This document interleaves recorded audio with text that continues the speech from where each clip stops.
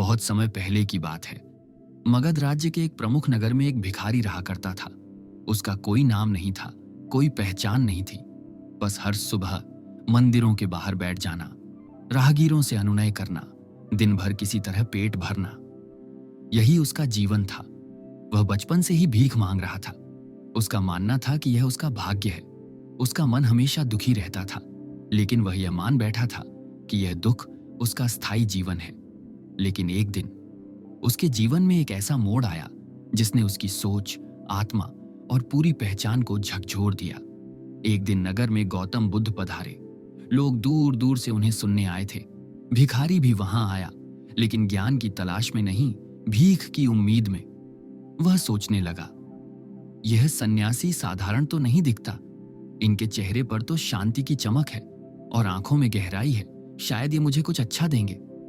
वह बुद्ध के समीप गया और बोला, भंते, कुछ दे दीजिए, मैं भूखा हूं। बुद्ध मुस्कुराए और बोले, तुम मांगने आए हो, पर क्या तुम कभी कुछ देते भी हो? भिखारी चौंक गया। पहली बार किसी ने उससे ऐसा प्रश्न पूछा था। उसने झेंपते हुए कहा, भगवान, मैं तो भिखारी हूं, मेरे पास देने को कुछ नहीं है। बुद्ध थोड़ी देर चुप रहे और फिर बोले, यदि तुम्हारे पास देने को कुछ नहीं है तो मांगने का भी तुम्हें कोई अधिकार नहीं। संसार लेन देन का नियम मानता है, यह प्रकृति का सिद्धांत है। यह बात भिखारी के मन को लग गई। वह मौन होकर वहां से चला गया, लेकिन उसके भीतर कुछ टूट गया था और कुछ जुड़ने लगा था। उस रात वह सो नहीं पाया। मैं हमेशा मांगता ही हूं, कभी किसी को कुछ दिया ही नहीं। शायद इसी कारण मुझे कभी भरपेट भोजन नहीं मिलता। शायद लोग मुझे देखकर दया नहीं, घृणा करते हैं। पर फिर उसने सोचा, लेकिन मैं तो भिखारी हूं, मेरे पास देने को है ही क्या? वह पूरी रात यही सोचता रहा। 2 दिन बीत गए। वह लोगों से भीख मांगता, लेकिन भीतर कहीं कुछ बदलने लगा था। तीसरे दिन सुबह वह नगर के बाहर पेड़ के नीचे बैठा था। उसकी नजर पास लगे पेड़ के नीचे खिले छोटे छोटे पुष्पों पर पड़ी। क्यों ना मैं यह फूल ले जाकर जो मुझे कुछ दे, उसे यह फूल भेंट करूं। फूल तो प्रकृति का वरदान है, न उसमें मूल्य लगता है न मेहनत। लेकिन जब किसी को दिया जाए तो वो प्रेम, सम्मान और शुभकामना का प्रतीक बन जाते हैं। उसे यह विचार अच्छा लगा। अब जब भी कोई व्यक्ति उसे कुछ देता तो वह अपने कपड़े में रखे फूलों में से एक सुंदर फूल निकालकर भेंट करता। लोग चौंकते थे, तुम्हारे जैसे भिखारी ने हमें कुछ दिया? पर वो मुस्कुराकर कहता, यह आपके प्रेम के बदले मेरी ओर से एक छोटी सी भेंट है। धीरे धीरे ये बात नगर में फैलने लगी। लोग अब केवल दया नहीं, सम्मान से उसे कुछ देने लगे, क्योंकि अब वह सिर्फ मांग नहीं रहा था, दे भी रहा था। धीरे धीरे भिखारी की पहचान पूरे नगर में बदलने लगी। लोग अब उसे फूल वाला भिक्षु कहने लगे थे। अब वह भीख मांगने वाला भिखारी नहीं था, अब वह देने वाला बन चुका था। कुछ महीने बीत चुके थे। एक दिन नगर में फिर से चर्चा हुई, गौतम बुद्ध वापस पधार रहे हैं। यह सुनकर उस भिखारी का हृदय धड़कने लगा। वे जिनकी बातों ने मेरी आत्मा को झकझोरा था, वो फिर आ रहे हैं। अब मैं उन्हें वही नहीं मिलूंगा जो पहले था। अगली सुबह जब बुद्ध प्रवचन देने आए तो वह व्यक्ति भी पहुंचा, पर इस बार उसके हाथ में फूलों की एक टोकरी थी। प्रवचन के बाद वह बुद्ध के पास पहुंचा, हाथ जोड़कर बोला, भंते, आपने कहा था कि जो सिर्फ ले उसे लेने का अधिकार नहीं। आज मैं आपको देने आया हूं ये फूल, मेरी तरफ से।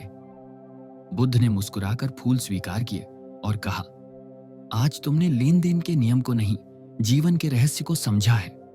भिखारी ने कहा, पहले मैं सोचता था कि मैं सिर्फ एक याचक हूं, अब मैं समझ चुका हूं कि मैं भी दे सकता हूं, इसलिए मैं कुछ हूं। बुद्ध बोले, यही है दर्शन। जिस दिन इंसान खुद को केवल शरीर या परिस्थिति से पहचानना छोड़ दे और अपनी भीतर की शक्ति को समझे, उसी दिन उसका पुनर्जन्म हो जाता है। अब वह व्यक्ति हर सुबह फूलों को तोड़ता नहीं, उन्हें उगाने लगा था। वह नगर के बाहर की बंजर भूमि में फूलों का बागीचा लगाने लगा। जो भी व्यक्ति उससे भीख मांगने आता, वह उसे फूल देता और कहता, इन्हें बेचो, पर पहले किसी को एक फूल मुफ्त देना मत भूलना, वरना तुम्हें लेने का भी अधिकार नहीं। अब उसके पास कई लोग काम करने लगे। उसका एक छोटा व्यापार शुरू हो गया था, लेकिन आत्मा से वह अब भी एक सेवक ही था। 6 महीने बाद वही नगर, वही पथ, लेकिन सब कुछ बदल चुका था।